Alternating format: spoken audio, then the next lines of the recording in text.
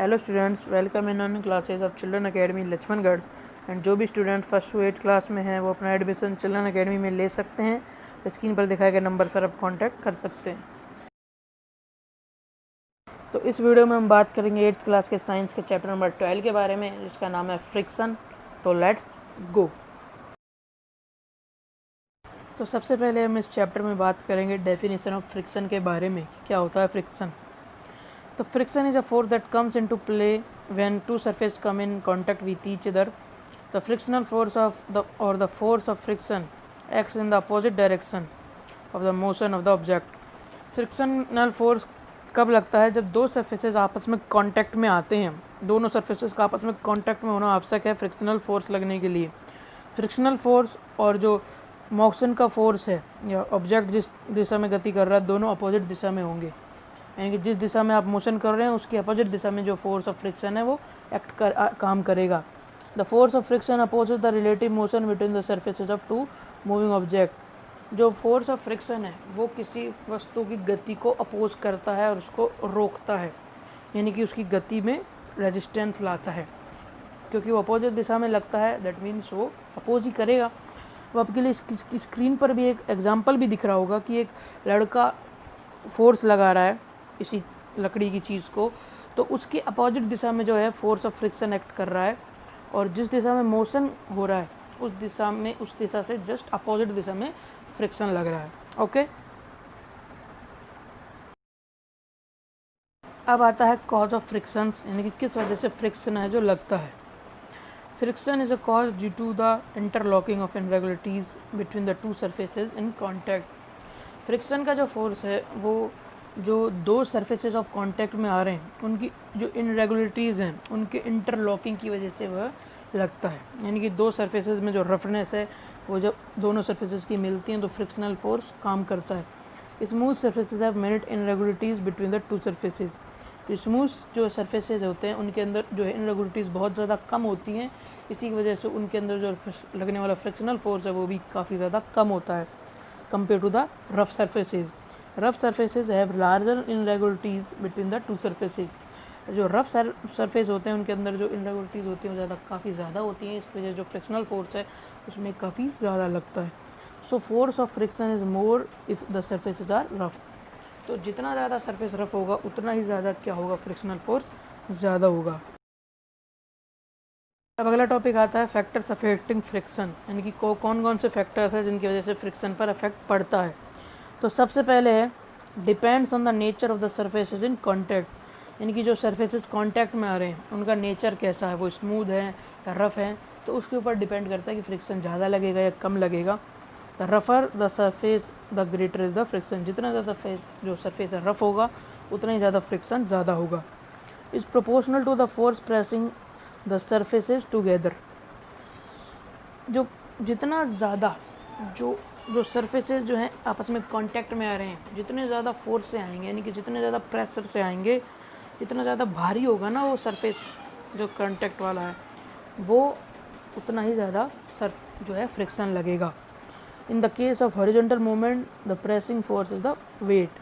Horizontal जो case होता है उसके अंदर जो वेट होता है वो प्रेसिंग फोर्स होता है। ठीक है ना, जितना ज़्यादा भारी रूप से जो कांटेक्ट में सरफेस आएगा एक दूसरे के कांटेक्ट में उतना ही ज़्यादा फ्रिक्शन लगेगा। तो मेनली तो दो ही वो हैं फैक्टर जिनके ऊपर जो फ्रिक्शन डिपेंड करता है।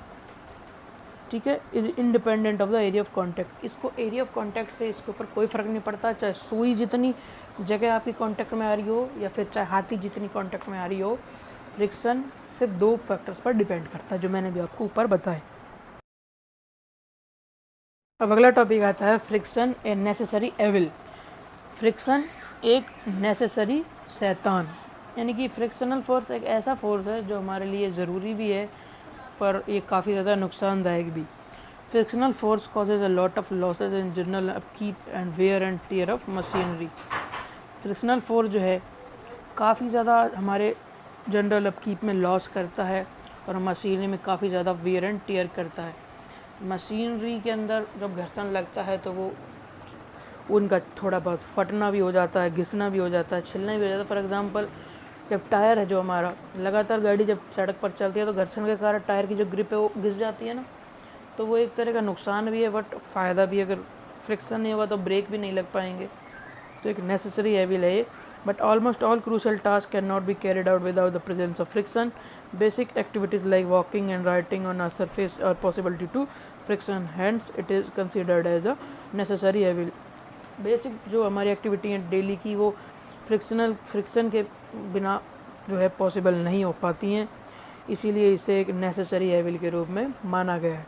अंडरस्टैंड। तो जो फ्रिक्शन है वो हमारे लिए ज़रूरी भी है बट नुकसानदायक भी है। फ्रिक्शन को हिंदी में हम घर्षण बोलते हैं, ठीक है। अब कुछ फ्रिक्शन के एग्जांपल्स मैं आपको बताऊं तो walking, it is impossible to walk on the ground without friction. Walking एक जो है हमारा डेली का जो है बहुत नेसेसरी काम है, बट फ्रिक्शन के बिना जो है वॉक पॉसिबल नहीं है। Writing, a frictional force is created when the tip of the pen comes in contact with the surface of paper. Writing भी जब भी पॉसिबल है, यानी कि लिखना भी जब भी पॉसिबल है जब जो पेन एंड जो पेपर है उसके सरफेसेस के बीच में फ्रिक्शनल फोर्स लगेगा। अगर फ्रिक्शनल फोर्स नहीं लगेगा तो पेन की निब स्लिप हो जाएगी और हम लिख नहीं सकेंगे। और सबसे इम्पॉर्टेंट जो हमारा डेली का काम है, माचिस की तीली को जब हम घिसते हैं हमारे जो मैच बॉक्स पर है, अगर फ्रिक्शनल फोर्स नहीं लगता तो आग नहीं लग पाती और फिर हम बिना आग के रहते। तो जो फ्रिक्शनल है ना, फ्रिक्शनल फोर्स, वो एक नेसेसरी एविल है। इसके काफ़ी सारे एग्जांपल्स हैं। ओके, अब आता है increasing and reducing friction. Friction को हम कम या ज़्यादा किस तरह से कर सकते हैं। तो देखिए, सबसे पहले use of lubricants in machines. Friction can be reduced by applying lubricants between the contact surfaces to fill the fine pores और depression in the surfaces and make the smooth, thereby reducing friction. तो सबसे पहले हम lubricant का use कर जो है friction को कम कर सकते हैं, जिनकी वजह से जो मशीनरी के अंदर वेयर एंड टीयर की प्रोसेस वो कम हो जाए, मशीन के अंदर काट छट कम हो जाए और हमारा नुकसान भी कम हो। और second, polishing, unevenness of the surfaces can be reduced by polishing, thereby reducing friction. Friction की अनइवननेस यानी कि रफनेस को हम पॉलिश से कम कर सकते हैं और उस तरह से हम एक और तरीका है हमारे पास जिससे हम फ्रिक्शन को कम कर सकते हैं। फ्रिक्शन को कम करने के तो तरीके ये हैं कि हम ऑयल, ग्रीस, लुब्रिकेंट को अप्लाई करें किसी सरफेस के ऊपर, उसको स्मूथ करें, चिकना करें जिससे कि फ्रिक्शन कम लगे और पॉलिश करें। बट फ्रिक्शन को बढ़ाने का क्या तरीका है? तो देखिए, फ्रिक्शन डिपेंड किस पर करता है, roughness of surfaces and pressing, कि कितनी ज़्यादा वो एक दूसरे से कितनी ज़्यादा हैविली एक दूसरे कॉन्टैक्ट में है। तो या तो आप प्रेस करें ऑब्जेक्ट को जिससे कि वो अच्छी तरह से कॉन्टैक्ट में आए, या फिर आप सरफेसेस को रफ़ बना दें, उससे आप जो फ्रिक्शन है उसको बढ़ा सकते हैं। एग्जांपल के लिए आप देखेंगे टायर ऑफ ट्रैक्टर्स एंड जूते के नीचे का जो होता है, वो जूते के नीचे में भी काफ़ी गड्ढे रखे होते हैं, उसको अगर प्लेन रख देते तो क्या होता, कुछ प्लेन रख देते तो वो आप स्लिप होते बार बार। और टायर की जो ग्रिप अगर हम खड्डेदार नहीं बनाते तो टायर में ब्रेक लगने में काफ़ी दिक्कत होती है। इसी वजह से टायर की ग्रिप को इस तरह से बनाया जाता है जैसे कि आप स्क्रीन पर दिखा रही होगी। Okay, understand. अब आता है व्हील्स रिड्यूसेस फ्रिक्शन, यानी कि जो पहिए हैं वो रिड्यूस करते हैं फ्रिक्शन को। A wheel reduces friction by allowing the contacting surfaces to roll rather than to drag और slide over each other.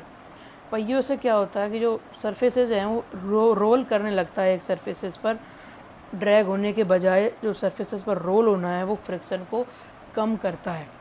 Understand. इसीलिए जो पहिए हैं वो फ्रिक्शन को क्या करते हैं, रिड्यूस करते हैं। अंडरस्टैंड। इसीलिए जो ट्रॉली बैग्स हैं उनके नीचे जो क्या पहिए लगाए जाते हैं जिससे कि फ्रिक्शन को क्या किया जा सके, कम किया जा सके और उन्हें फोर्स भी कम लगाना पड़े, ईजिली वो आपके साथ कैरी हो सके। अंडरस्टैंड। तो a rolling friction is a resistive force that opposes the rolling motion of an object. जो रोलिंग फ्रिक्शन है वो रोलिंग मोशन को अपोज करता है। Rolling friction occurs when a round object rolls around a surfaces.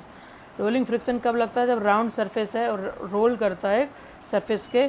One can obviously conclude bye now that the study of rolling friction is limited two wheels on rollers and the surface on which they move. Okay, तो rolling friction कब लगता है, जो कोई पहिए हैं एक surfaces के ऊपर रोल करते हैं, और हम इसे रोलिंग फ्रिक्शन को रोलर से या फिर व्हील से समझ सकते हैं, उनकी स्टडी से हम इनको समझ सकते हैं।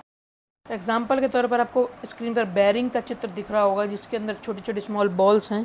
ये बॉल्स है जो रोलर्स का यहाँ पर काम कर रही हैं और यहाँ पर फ्रिक्शन को कम कर रही हैं। अब आता है फ्लड फ्रिक्शन।